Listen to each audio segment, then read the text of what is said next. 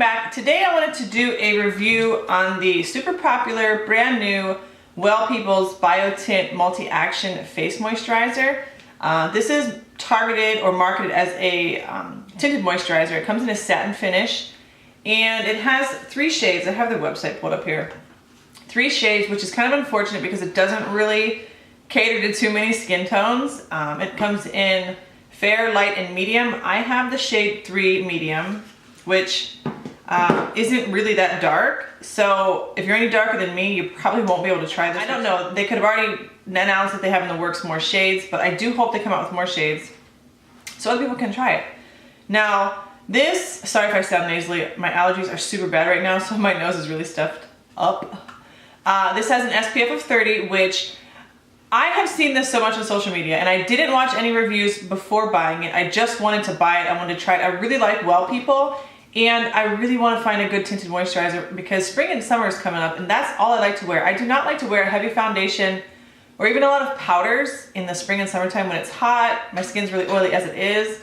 So I'm on the hunt for a good tinted moisturizer that, you know, will give me some coverage, but not a really heavy, cakey feeling, and that has a good SPF in it, which this does. It has SPF 30, like I said. It has coconut oil, algae complex, it's got broccoli seed oil, it has peptides. So it has great ingredients. It does have a lot of ingredients, but they're really good. So it says it is a one-step perfection with this premium plant-based formula that hydrates, brightens, firms, colors, and protects.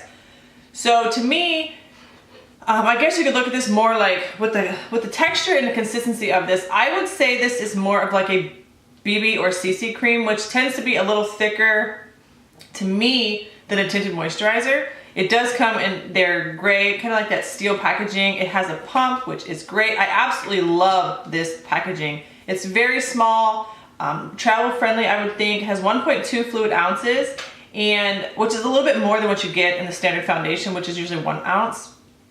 I did get mine at Target, which is nice because, you know, Target's starting to carry a lot of their Well People products, a lot of natural products in general. They have a really large selection at Target. So if you're on the hunt, I would definitely check out Target. Some clips of me applying it today. Now initially I was going to do a first impressions review on this, and I just couldn't wait. I tried for a couple days, but I couldn't get to film, so that I just had to try this. And I'm so glad I did because I'm struggling with this. I don't know. The first time I used it, I did just kind of like slap it on because I was so excited. That didn't go very well. I did use my fingers, and it does say to use your fingers when applying. It's kind of a really thick texture. On your hand, it does seem to I don't know. It does seem to spread out fairly well with your finger, but on my face, I just felt like it was dragging and it was just too thick for me to use my fingers with. So I opted out not doing that again. The first time, like I said, I did use my fingers because I just wanted to put it on my face. And tinted moisturizer, to me, I would typically use my fingers, but this just seems like it's a little too thick to use your fingertips. So I didn't have much luck with that, like I said. And I didn't necessarily exfoliate and kind of prep my skin. I just kind of like threw it on there. And it clung to every single dry patch that I had. It just looked horrible on my face the first time I did it. I thought, there's no way. This cannot look horrible. I have to like this. It has to be better.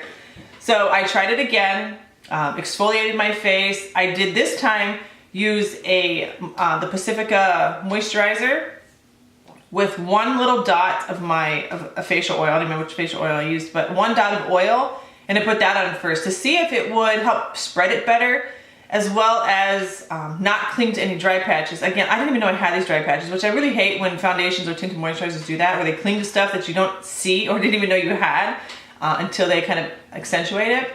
So that worked. However, it was too much because then I had noticed during the day that it literally slid off my nose and kind of like came into a big old pile right here in the corners of my nose, which I thought, that's not great. I mean, the rest of my face looked pretty decent, but it did separate on my nose and it just kind of like slid to the sides.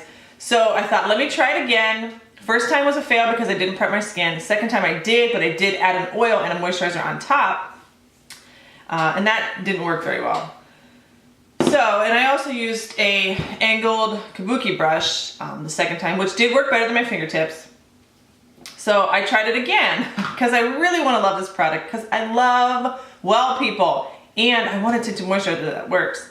So I used it again. This time I used my Acure Oil Control Hydrate and Prevents Facial Moisturizer. This is the one for combination to oily, blemish prone skin, which I really recommend. Great moisturizer. Light, but still feels like it moisturizes your skin. I put this on first, no oil, and I tried with my Beauty Blender, which I think I prefer the Beauty Blender, the best application with this moisturizer. And I say this moisturizer, it doesn't have to be this one, but this one did work well with it. Whatever moisturizer you have that works well with your skin, I would say try that. Actually, I don't know what the hell I would say. I did show you guys in the demo on each side of my face. They do work well together, both of them. However, I do prefer my Beauty Blender over the brush because I think just having this wet gives you just enough moisture to kind of spread it out a little bit. So if you try it and you hate it at first because it didn't work well with your fingers or however you applied it, try it with a dampened Beauty Blender, because I feel like now I actually really like this product because I don't know, I just had to really play with application. One person may not work for the other. So you kind of got to play with products and just, you know, you got to get creative sometimes in how you apply things, what you use to apply them. So don't ever think because it didn't work one way that it's not necessarily going to work a different way. So I do, like I said, prefer my Beauty Blender. The Angle Kabuki did work well. If you don't have a Beauty Blender, this would work. This would be my next option as opposed to fingertips. Say that. I haven't had issues with it oxidizing, but I have heard people talk about saying that it does oxidize or pulls a little orange on them throughout the day. I have shade medium, which is the darkest shade, and I honestly have not noticed it in the 4 or 5 times that I've used it. I have not noticed it oxidizing on me, so I'm not sure what that's about. Final thoughts on this is that I would recommend it. I would recommend you trying it, especially if you are combination oily, because I feel like it says a satin finish, but I feel like it's actually more of like a matte finish, not cakey or chalky matte, but it doesn't feel like it's as satin on me once it sets down. I do set it with a powder because I set everything with a powder lightly. Holy shit, Jam. So I do set this with a powder. I have at least, I think 2 of the 4 or 5 times, like I said, I've used it. Today I did set it with a powder because I'm filming and these lights would like ping off any shininess that I have. So I think you can wear this with or without a powder, but if you tend to be pretty oily, I would definitely set your T-zone or wherever you tend to get most oily. And I would recommend you trying it. My eyeballs are burning. So if you're someone who actually has one of the 3 shades that they have, if you can kind of tweak it to match your skin tone, I would definitely recommend trying this. It seems like it's going to be a great option for spring and summer now that I've played with it and kind of gotten used to how the product works. It has, like I said, SPF 30, which is a zinc. It's the Pure Zinc SPF. I can't get my words out, guys. Pure Zinc SPF, which is really good for your skin. Doesn't have all that nasty sunscreen in it.